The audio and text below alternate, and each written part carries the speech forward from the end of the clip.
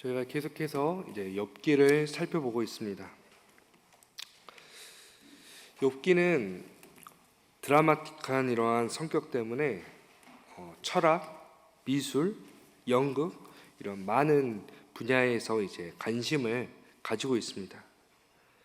그런데 이 많은 분야에서 이제 관심을 가지면서 주목하지만 그러나 대부분이 이 욥기 자체의 그 핵심에서 이제 벗어난다는 것이에요.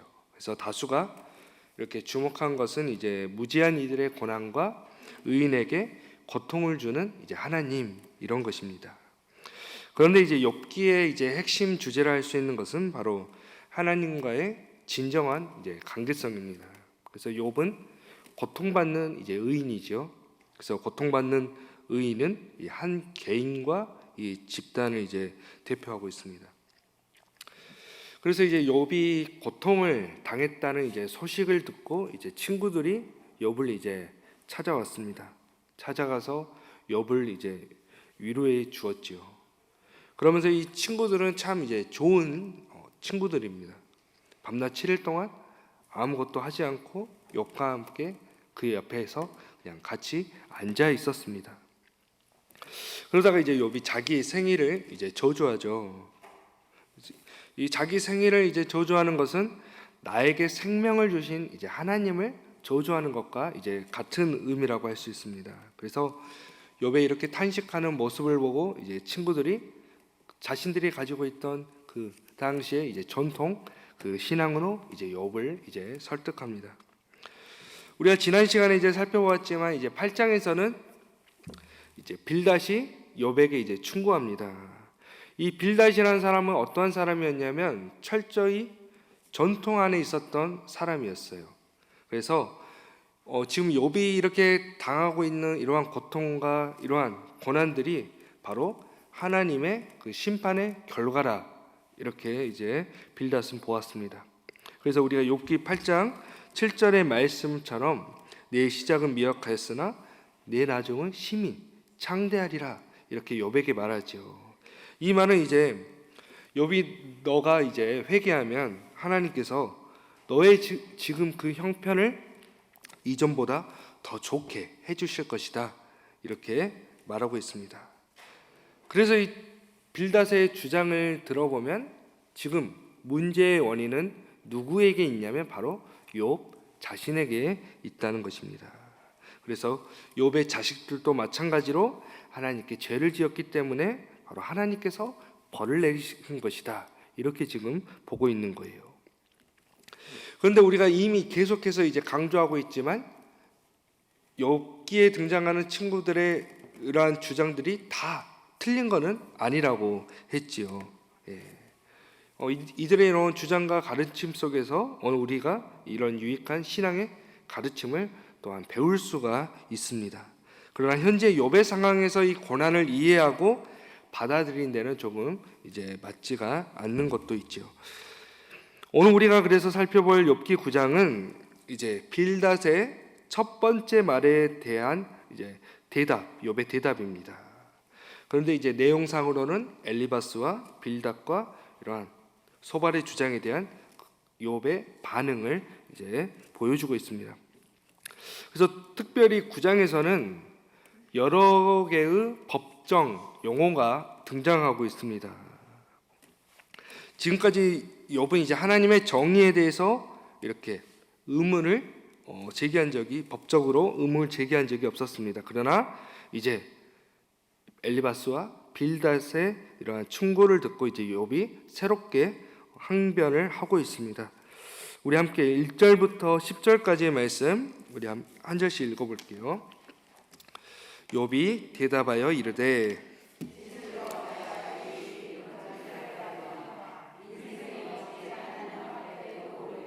사람이 하나님께 변론하기를 좋아할지라도 첫마디에 한마디도 대답하지 못하리라.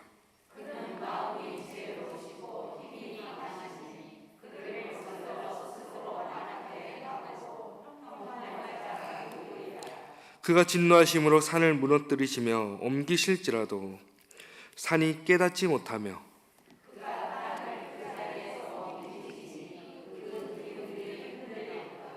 그가 해를 명령하여 뜨지 못하게 하시며 별들을 가두시도다.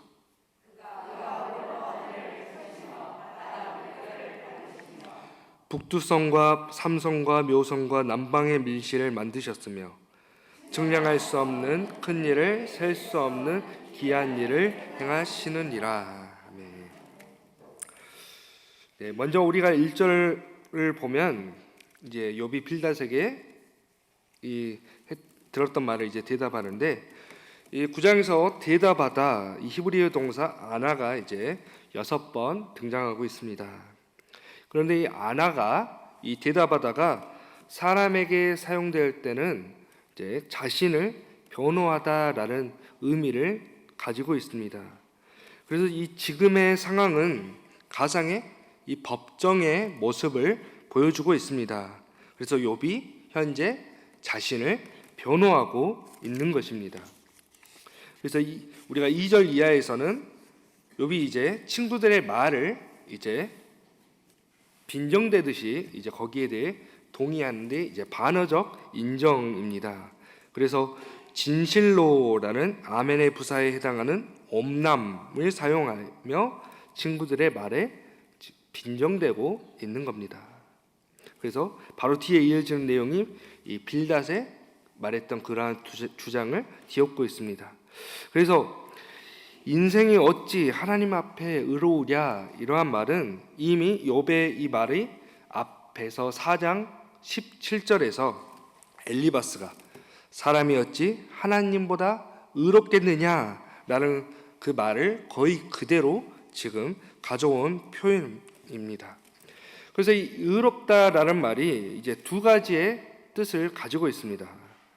하나는 도덕적이고 종교적인 의미에서의 의롭다와 이제 다른 하나는 법적인 의미에서 의롭다입니다. 그래서 이 엘리바스는 이 단어를 도덕적으로 이해해서 하나님보다 의로운 자가 없다 이렇게 말하였습니다. 그런데 욥은 이것을 법적인 걸로 이해하여서 사람은 하나님께 맞설 자신의 권리를 내세울 수 없다 이렇게 생각하였습니다. 이제 그 이유는 이제 우리가 뒤에서 살펴보겠지만 하나님은 사람과 비교할 수 없을 만큼 지혜롭고 강하시기 때문입니다. 그래서 욥의 친구 이제 빌닷이 인과응보의 원리를 적용하여서 욥의 자녀들이 죄인이었고 욥 또한 죄인이므로 회개해야 한다 이렇게 주장하였습니다. 그리고 이것을 인정하지 않는 것 자체가 바로 하나님을 향한 도전이라 이렇게 말했습니다. 그리고 이 인과응보가 무엇이죠? 원인과 결과에는 반드시 합당한 이유가 있다라는 것이죠. 그래서 이러한 사고가 당시 이스라엘 전통 안에 깊숙하게 뿌리 내렸던 그러한 신명기적 그러한 사고라 할 수가 있습니다. 그래서 현재의 결과, 내가 이 고통을 당한다면 그 원인은 바로 죄이고 이러한 인과의례 법칙에 의해서 바로 내가 벌을 받았기 때문에 이러한 결과가 나타났다 이렇게 해석하고 있는 겁니다. 그런데 우리가 이제 우리의 삶에서 살펴본다면 이 인과응보의 원리로 벌 수 없는 경우가 많이 있습니다. 만일 우리에게 일어나는 일들을 인과응보의 원리로만 보게 된다면 어떻게 되겠습니까? 지금 나에게 일어나는 일들이 때로는 내가 지금 몸이 아팠을 때, 내가 좀 어려운 일을 당했을 때, 또는 내가 사업을 했는데 내가 실패를 했을 때, 오늘 우리는 이것을 인과응보의 원리로 생각한다면 내가 잘못을 했기 때문에, 내가 죄를 지었기 때문에 이러한 결과가 나타난다고 볼 수가 있습니다. 그리고 이것을 우리가 나뿐만 아니라 이 사회 전체를 이렇게 본다면 우리가 세상 속에서 살아가는 많은 사람들 가운데 사회적인 약자들도 있습니다. 그런데 지금 이 사회적인 약자들이 어려움 당하고 있는 것을 우리가 어떻게 해석할 수가 있냐면 저 사람은 하나님께 죄를 지었기 때문에 저 사람은 하나님께 지금 벌을 받고 있는 것이라 우리가 이렇게 생각할 수가 있습니다. 그리고 우리가 이 세상에서 잘 사는 사람들은 어떠한 사람이냐면 저 사람은 하나님께 복을 받은 사람이다. 이렇게 이분법적으로 이렇게 생각할 수가 있습니다. 그래서 우리가 이러한 사고만을 가지고서 우리가 이 공동체 안에 있다면 우리 역시도 마찬가지로 욥의 친구들처럼 나의 구역원들을 나의 교우들을 그렇게 바라보며 그렇게 말할 수가 있을 겁니다. 그리고 이러한 모습들이 우리가 신약에서 예수님 당시에 바로 누구에게서도 찾아볼 수 있냐면 당시 예수님의 제자들의 모습에서도 이러한 것들을 발견할 수가 있습니다. 그래서 요한복음 9장을 보면 예수님께서 제자들과 길을 가다가 어떠한 사람을 보게 되냐면 나면서부터 맹인이 된 사람을 보게 됩니다. 그때 이제 예수님의 제자들이 이제 예수님께 질문하죠. 이 사람이 맹인으로 난 것이 누구의 죄로 인함이니까? 자기니까 그의 부모니까? 이렇게 이러한 사고가 있었다는 것을 우리가 이제 확인할 수가 있습니다. 그래서 3절에서 욥은 하나님의 첫 마디에 사람은 한 마디도 나 자신을 이제 변호하지 못할 것이라 이렇게 말하고 있습니다.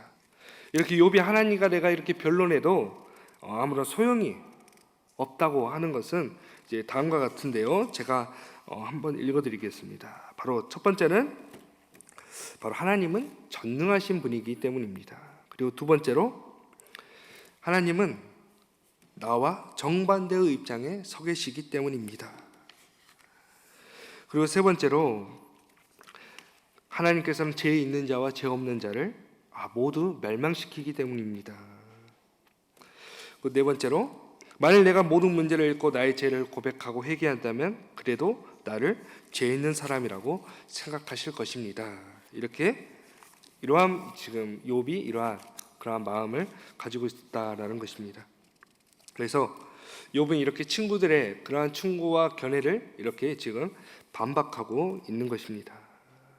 그래서 지금 욥이 어떠한 견해를 가지고 있냐면 죄 있는 자와 죄 없는 사람을 지금 똑같이 여기시는 그 하나님은 정의로운 분이 아니시다. 이러한 견해를 지금 확고히하고 있는 것입니다. 그래서 3절에 이제 해당하는 히브리어 이제 변론하기를 해당하는 히브리어 리브는 자기의 옳음을 변호하기 위해 말로서 맞서 싸우다라는 뜻을 가지고 있습니다. 그래서 이것이 법정에서 사용되는 대표적인 단어입니다. 그래서 지금 욥은 지금 어떤 상태냐면 나는 이 의로운 나에게 나는 아무런 잘못도 하지 않았는데 이런 나에게 고통을 주시는 그 하나님의 의로움을 지금 비꼬고 있다 이렇게 볼 수가 있습니다. 그래서 욥은 4절에서 이제 그는 마음이 지혜로우시고 힘이 강하시니 그를 거슬러 스스로 완악하게 행하고도 형통할 자가 누구이랴 이렇게 말하면서 실상은 사람은 하나님께 이제 도전할 수 없다고 주장하고 있습니다. 바로 하나님은 마음이 지혜롭고 강하신 분이기 때문입니다. 그래서 아무리 내가 의롭다함을 확신이 들더라도 이제 감히 하나님 앞에서 의롭다고 여김을 받겠다고 누가 나서겠느냐 이렇게 보는 것입니다. 그래서 한편으로 욥은 지금 하나님께 도전하고 있는 겁니다. 그런데 그러한 형식이 오히려 이제 하나님에 대한 찬양과 그 하나님에 대한 그 전지전능하심에 대한 하나의 영광성을 읊고 있다 이렇게 볼 수가 있습니다. 그래서 이제 우리가 작은 가로 3번을 보면 이제 욥이 바라본 하나님은 어떠한 모습인가? 이제 4절부터 10절까지가 이제 욥이 바라본 하나님의 모습입니다. 그래서 첫 번째로 하나님은 지혜로우시고 힘이 강하신 분이라는 거예요. 그리고 이제 하나님의 힘이 이제 구체적으로 5절에서 10절까지 이제 지금 열거하고 있는데 우리 다시 한번 5절부터 10절까지 우리 함께 읽어보겠습니다. 그것이므로 산을 무너뜨리시며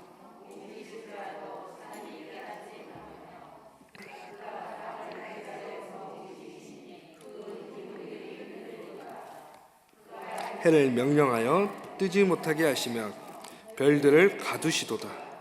그가 홀로 하늘을 펴시며 바다 물결을 밟으시며 도트성과 삼성과 묘성과 남방의 밀실을 만드셨으며 측량할 수 없는 큰 일을 셀 수 없는 기이한 일을 행하시느니라. 아멘. 그래서 5절을 보면 하나님께서 진노하시면 산을 무너뜨리시고 옮기신다. 그리고 6절을 보면 땅을 뒤흔드시고 7절은 해와 별들을 어둡게 하시고. 그러니까 이렇게 욥이 바라본 하나님은 화가 나시면 산도 무너뜨리시고 지금 자신이 만드신 세상의 질서도 이제 흔드신다는 거죠. 그래서 전통적인 지혜에 따르면 우주적인 질서가 유지되기 위해서는 정의가 필수적이고, 이 불의가 생긴다면 이 전체의 지구 전체의 기초가 이제 흔들린다고 생각하였습니다. 그래서 하나님께서 공평하게 다스리시면 이 지구가 안정되어 된다, 이렇게 생각했습니다.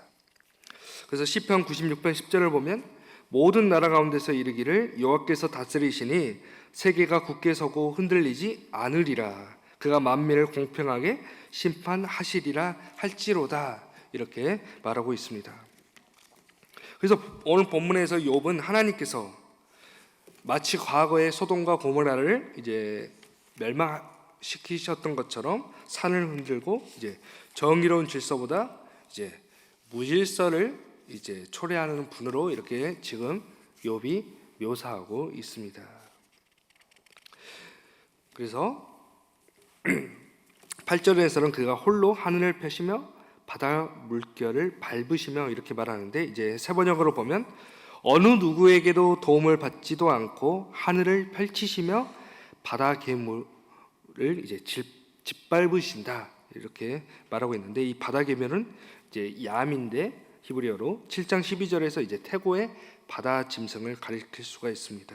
그래서 7장 12절을 우리가 보면 내가 바다니까 바다 괴물이니까 주께서 어찌하여 나를 지키시나이까 라고 이제 욥이 자신을 바다와 바다 괴물에 이제 비유하셨습니다.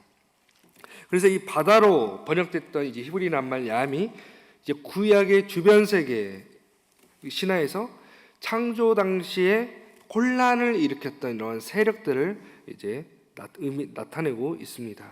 그래서 고대 근동사회에서 바다가 태초에 혼돈과 이 무질서를 이제 상징하고 있는 겁니다.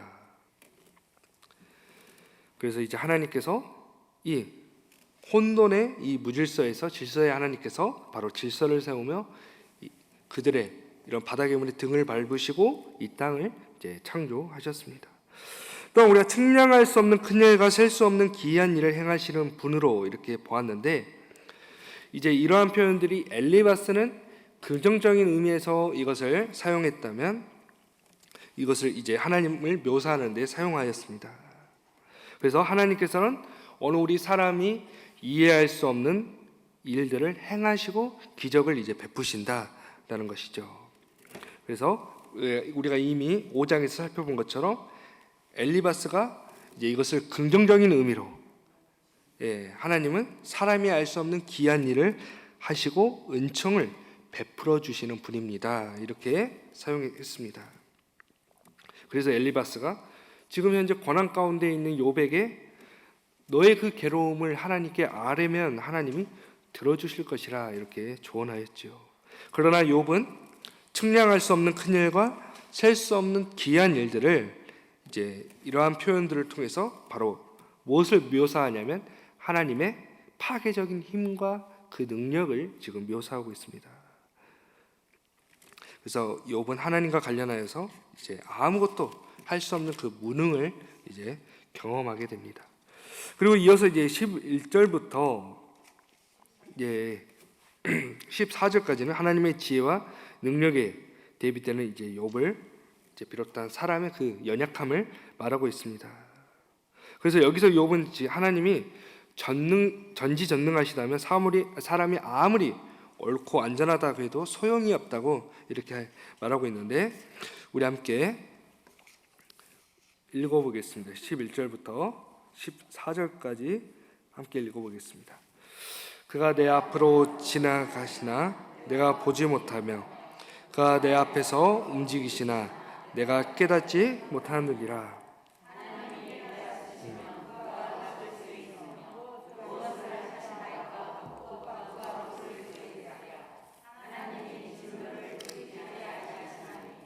라합을 돕는 자들이 그 밑에 굴복하겠거든. 하물며 내가 감히 대답하겠으며 그 앞에서 무슨 말을 택하랴. 네. 이제 먼저 우리가 작은 가로 1번을 보면 하나님이 자기 앞을 지나가시고 움직이시지만 하나님을 보지도 깨닫지도 못함이라고 하는데요.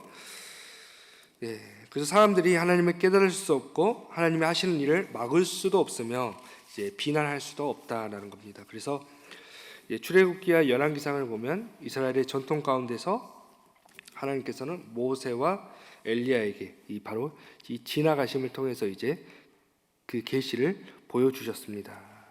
그래서 우리가 열왕기상 19장 이제 말씀을 보면 11절부터 12절을 보면 여호와께서 이르시되 너는 나가서 여호와 앞에서 산에 서라 하시더니 여호와께서 지나가시는데 여호와 앞에 크고 강한 바람이 산을 가르고 바위를 부수나 사람 바람 가운데서 여호와께서 계시지 아니하며 바람 후에 지진이 있으나 지진 가운데에도 여호와께서 계시지 아니하며 또 지진 후에 불이 있으나 불 가운데에도 여호와께서 계시지 아니하더니 불 후에 세미한 소리가 있는지라. 바로 이 엘리야가 무엇을 이제 경험하냐면 자기 귓가에서 솟아나는 이 세미한 소리 가운데서 이제 하나님의 임재를 느꼈습니다.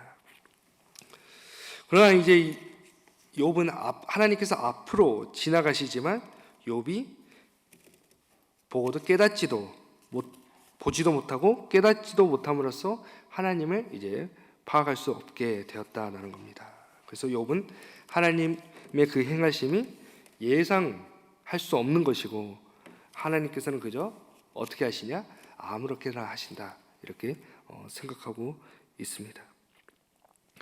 그래서 하나님이 2번을 보면 하나님이 빼앗고 화를 내시면 라합을 돕는 무리를 비롯한 누구도 막을 수도 따져 물을 수도 없다고 이렇게 말하고 있는 겁니다. 그래서 12절에서 14절에서 욥은 하나님이 빼앗고 화를 내시면 라합을 돕는 이러한 무리가 비롯한 누구도 이제 막을 수도 따져 물을 수도 없다는 것이죠.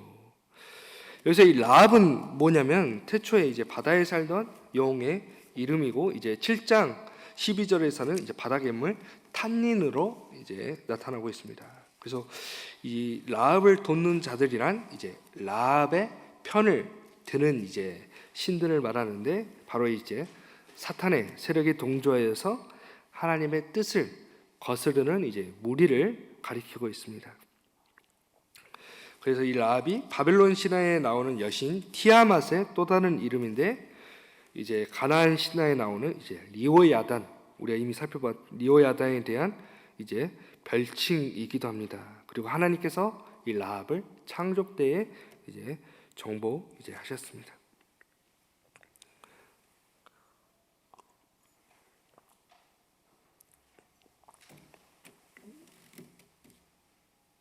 그래서 욥은 하나님 창조주 하나님께서 인간을 보호하시고 지키실 것을 이제 기대하였지만 이제 인간을 위협하고 라합 같은 이렇게 존재다 이렇게 지금 보고 있는 것이죠. 그래서 3번 이제 나는 이제 온전하다. 이제 심판자의 이제 하나님 앞에 이제 강구할 수가 있는데 우리 15절부터 24절 한번 이렇게 읽어보겠습니다. 가령 내가 의로울지라도 대답하지 못하겠고 나를 심판하실 그에게 강구할 뿐이며 가령 내가 그를 부름으로 그가 내게 대답하셨지라도 내 음성을 들으셨다는 내가 믿지 아니하리라. 그가 폭풍으로 나를 치시고 까닭없이 내 상처를 깊게 하시며 나를 숨쉬지 못하게 하시며 괴로움을 내게 채우시는구나. 힘으로 말하면 그가 강하시고 심판가로로 말하면 누가 그를 소환하겠느냐.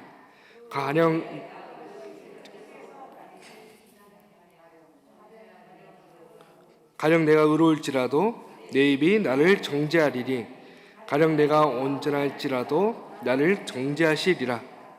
나는 온전하다마는 내가 나를 돌아보지도 아니하고 내 생명을 천히 여기는구나. 일이 다 같은 것이라. 그러므로 나는 말하기를 하나님이 온전한 자나 악한 자나 멸망시키신다 하나니 갑자기 재난이 닥쳐 죽을지라도 무죄한 자의 절망도 그가 비우시리라. 세상이 악인의 손에 넘어갔고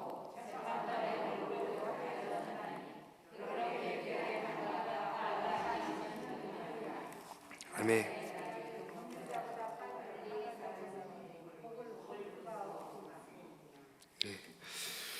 그래서 15절에서 욥이 하나님이 누구도 이제 상대할 수 없는 분이기 때문에 내가 옳다고 송사하더라도 단지 심판자에게 간구할 따름이나 이렇게 탄식하고 있는 것입니다. 그래서 8장 5절을 보면 빌닷은 네가 만일 하나님을 찾으며 전능하신 이에게 간구하고라고 이미 욥에게 공고하였습니다. 이러한 사실이 욥이 여전히 나는 의로움을 사람이라 이렇게 주장하고 있다는 것을 보여주고 있습니다. 그래서 이렇게 욥이 자신이 아무리 올바르다고 해도 하나님께 스스로 간구할 수 없다라는 것이죠. 단지 그의 희망은 하나님의 긍휼과 이 재판을 바라보는 것뿐이라는 것입니다. 지금 욥은 하나님이 욥에게 이렇게 반응을 보이신다고 해도 그분이 나의 말을 들어주실까 하는 이제 의심을 지금 이제 하고 있는 것이죠. 우리가 잘 알듯이 세계 2차 대전 당시에 이제 수많은 유대인들이 이제 포로 수용소에 수감되었습니다. 그곳에서 정말로 어린 아이부터 노인에 이르기까지 수많은 유대인들이 이제 그곳에서 노역을 해야 되고 이제 가스실에서 이제 죽어갔죠. 이때 사람들이 했던 질문이 무엇이냐면 하나님은 도대체 어디에 계십니까? 라는 이제 질문이었습니다. 그리고 이들이 정말로 이러한 괴로움 앞에 하나님 앞에 간절히 기도했을 때에 이들이 무엇을 느꼈냐면 바로 하나님의 침묵, 하나님의 부재, 이것만을 이제 느꼈다는 거예요. 욥 또한 이제 마찬가지죠. 이제 욥이 이렇게 생각하는 이유는 이미 하나님께서 나를 멸망시키기로 결정하셨구나 이렇게 생각하기 때문입니다. 그래서 우리가 소가로 2번을 보면 욥을 폭풍으로 치시고 까닭없이 상처를 깊게 하시며 삶을 괴롭게 하시는 하나님으로 지금 이해하고 있습니다. 그래서 17절부터 18절의 말씀을 보면 욥은 하나님이 폭풍으로 나를 치시고 이제 까닭없이 나에게 깊은 상처를 내고 나의 삶을 이제 괴롭게 하시는구나 이렇게 보고 있습니다. 그리고 이러한 것들이 바로 나를 이제 멸망시키는 것이라 이제 생각하였습니다. 그래서 이 17절에서 이제 폭풍이 중요한 기능을 하는데요. 이제 욥은 이미 우리가 1장 19절에서 이 폭풍 중에 아무 이유 없는 이 재난을 경험하였습니다. 그리고 이 폭풍이 엘리바스의 환상 가운데서 또한 후에 하나님이 욥 앞에 나타날 때에 이 폭풍이 일어난다는 것입니다. 그래서 우리가 22절부터 22절에 계속 지금 자신의 그 완전함, 올바름을 지금 욥은 주장하고 있습니다. 그래서 욥이 내가 의롭고 온전할지라도 하나님은 나를 정죄하실 것이고 나를 이제 멸망시키신다 이렇게 말하고 있습니다. 그래서 욥은 지금 이 빌닷의 말에 아무런 도움도 이제 받지 못하였습니다. 빌닷의 말은 이 죄와 관련해서도 욥을 설득하지 못하였고 하나님과 이렇게 어렵게 지금 대화하고 있는 욥을 지지하지도 못하고 있습니다. 그래서 빌닷이 악인들을 징벌하시고 선한 사람들을 이렇게 우리가 아까 살펴보았던 것처럼 보상해 주신다는 그러한 하나님의 정의를 이제 선언했습니다. 그리고 욥은 여기에 대해서 이러한 확신에 이제 이의를 제기합니다. 그래서 욥이 하나님이 어떻게 무지한 나에게 광폭하게 되실 수 있는가 이렇게 지금 질문을 하고 있습니다. 그래서 20절에서 가령 내가 의로울지라도 내 입이 나를 정죄하리니 가령 내가 온전할지라도 나를 정죄하시리라 이렇게 말하고 있는데요. 20절부터 22절에 나는 온전하다라는 문장이 두 번 나오고 22절에서는 이제 온전한 사람이라는 낱말로 이렇게 나오고 있습니다.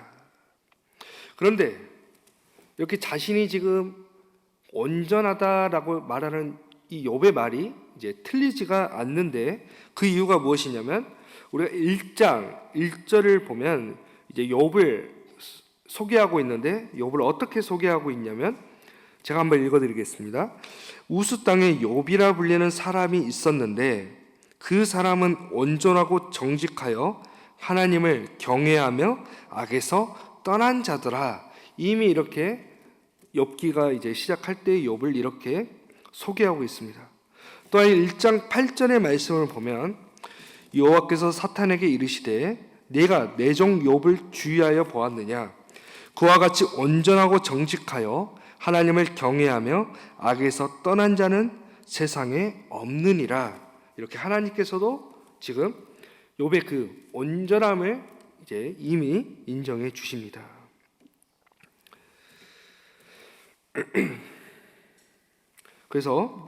그런데 지금 이 욥의 심령을 지금 잘 나타내는 말이 이제 21절의 말씀인데요. 자, 21절의 말씀 세 번역으로 한번 읽어드리겠습니다. 비록 내가 흠이 없다고 하더라도 나도 나 자신을 잘 모르겠고 다만 산다는 것이 싫을 뿐이다.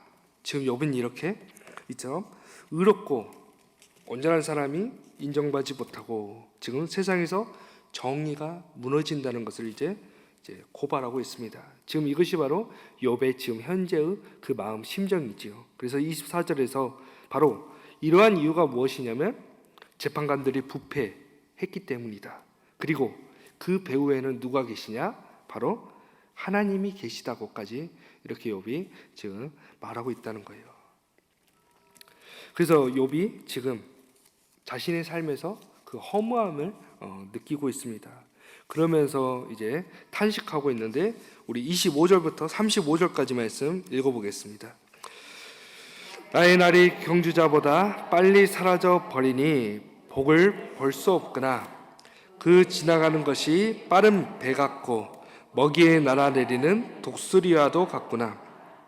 가령 내가 말하기를 내 불평을 잊고 얼굴빛을 고쳐 즐거운 모양을 하자 할지라도 내 모든 고통을 두려워하오니 주께서 나를 죄 없다고 여기지 않으실 줄을 아나이다. 내가 정죄하심을 당할진대 어찌 헛되이 수고하리이까. 내가 눅눅은 물로 몸을 씻고 잿물로 손을 깨끗하게 할지라도 주께서 나를 개천에 빠지게 하시리니 내 옷이라도 나를 싫어하리이다. 하나님은 나처럼 사람이 아니신즉 내가 그에게 대답할 수 없으며 함께 들어가 재판을 할 수도 없고 우리 사이에 손을 얹을 판결자도 없구나. 주께서 그의 막대기를 내게서 떠나게 하시고 그의 위엄이 나를 두렵게 하지 아니하시기를 원하노라. 그리하시면 내가 두려움 없이 말하리라.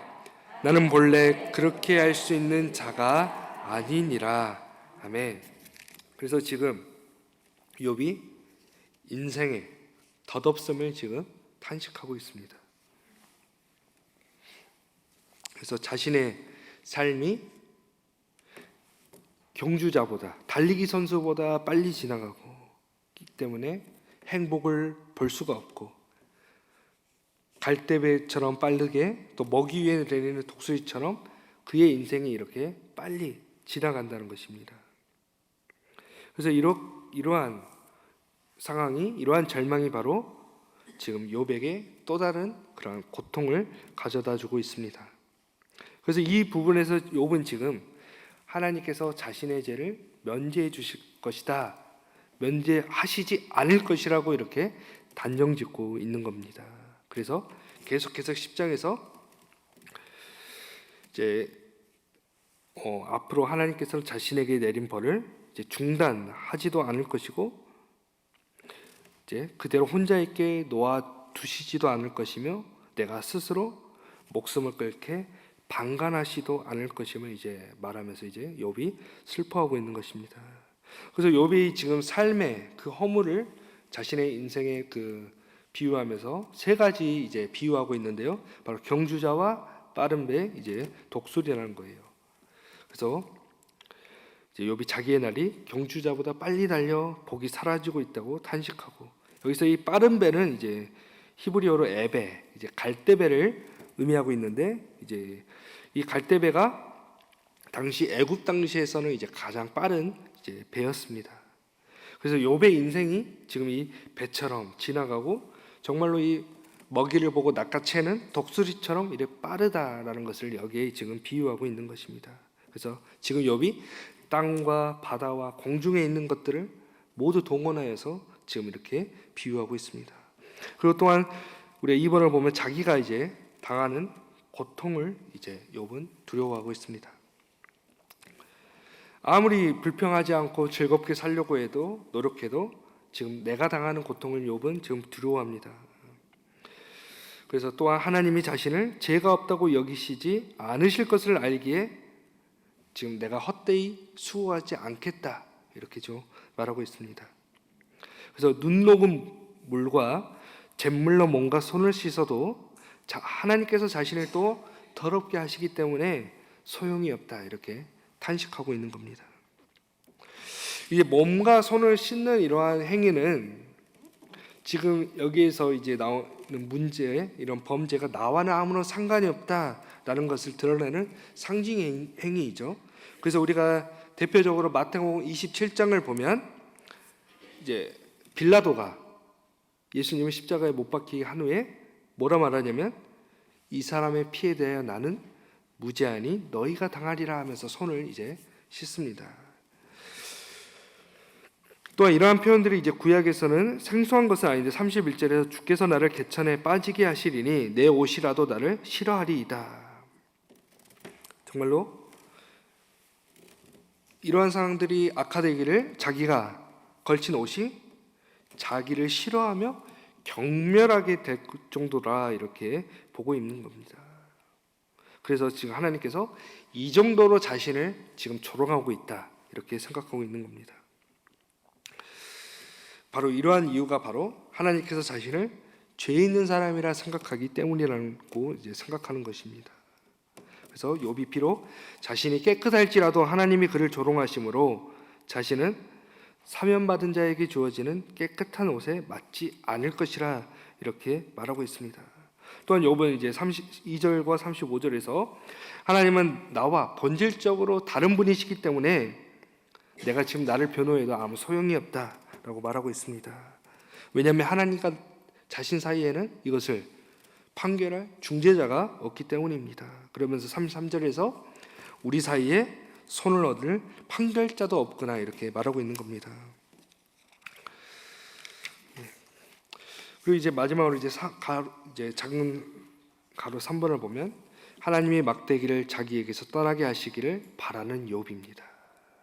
자, 이 막대기에 대한 이러한 의미가 이제 시편에 보면, 우리가 시편 23편 4절에 보면 내가 사망의 음침한 골짜기로 다닐지라도 해를 두려워하지 않것은 주께서 나와 함께 하심이라. 그리고 주의 지팡이와 막대기가 나를 안위하시나이다, 이렇게 보고 있습니다. 그래서 시편에 나오는 이 막대기는 어떤 역할을 해주냐면 바로 시인을, 우리를 보호해주는 역할을 하는 겁니다. 그런데 지금 여기 욥기에서는 이 막대기가 어떠한 역할을 하냐면 바로 욥을 치는 이제 무기라는 겁니다. 그래서 34절에서 욥은 하나님이 나에게서 이 막대기를 거두셔서 나를 두려워 떨지 않게 된다면 내가 하나님께 두려움 없이 말하겠다, 이렇게 선언하고 있습니다.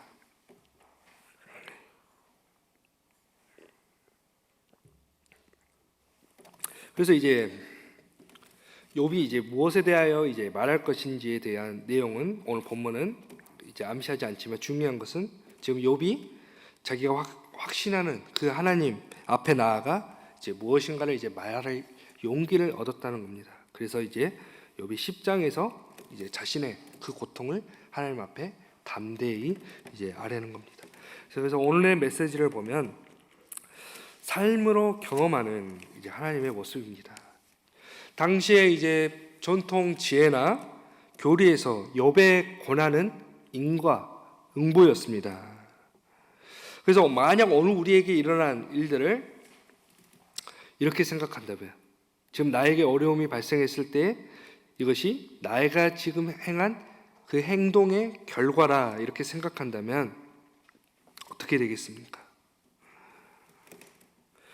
고통을 이러한 죄에 대한 벌로 이해하는 이 전통적인 사고에서는 욥은 자신은 이제 무죄한데 나는 이제 고통을 당하고 있기 때문에 아무리 전통 사상에 어긋난다 하더라도 이 그가 당하고 있는 고통의 부당함을 이제 항변할 수밖에 없었습니다.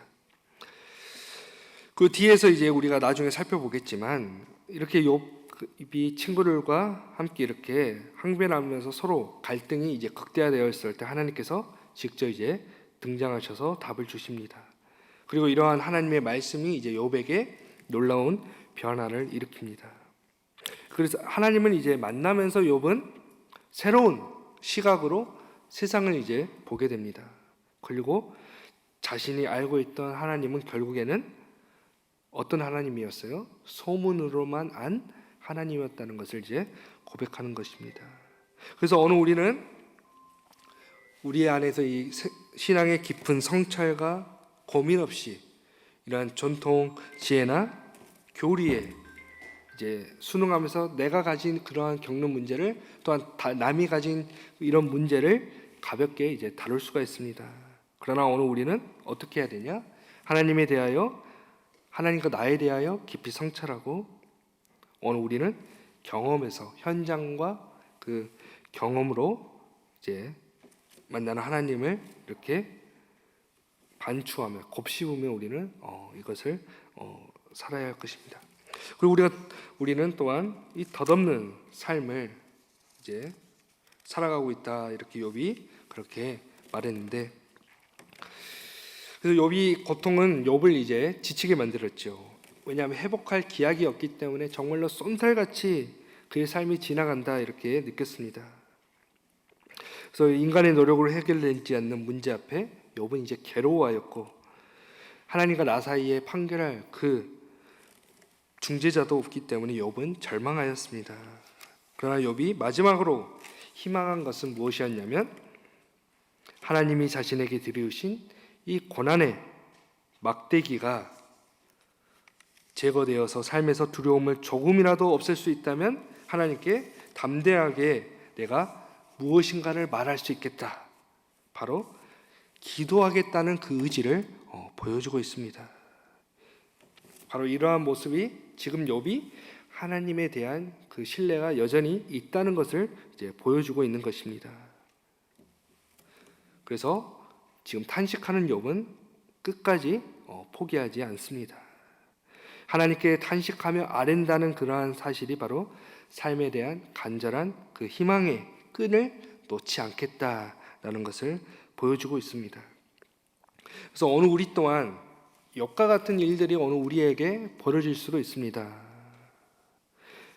그러나 무엇보다도 중요한 것은 탄식이 나오는 상황 속에서도 오늘 우리가 덧없는 삶을 살아가지만 오늘 우리는 하나님에 대한 신뢰로 이 탄식 중에 기도하며 바로 내가 소문으로만 하나님을 듣는 것이 아니라 나의 삶에서 하나님을 바로 경험하는 것입니다.